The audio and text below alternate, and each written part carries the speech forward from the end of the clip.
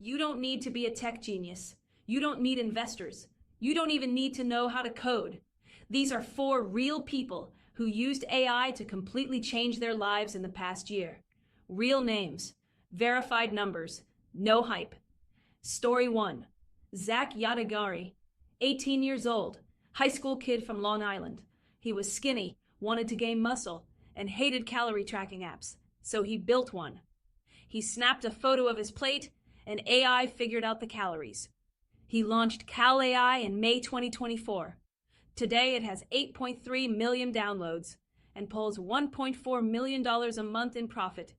He was 18. Story 2. Joe Popelas, college student stocking shelves at $11 an hour. He used ChatGPT to write eBooks, 25 to 50,000 words in hours. Sold them through Pinterest ads targeting self-improvement readers. First day, he made $20. 3 months later, his first $1,000 day. Within a year, over $1 million in revenue. Someone offered $930,000 to buy the whole business. Story 3. Matt Rosenberg. His family got hit with a $195,000 hospital bill after a relative passed away. Instead of paying it, he opened Claude AI and asked it to analyze the bill. Claude found duplicate charges, improper billing codes, and violations of medical billing rules. He negotiated the bill down to $33,000.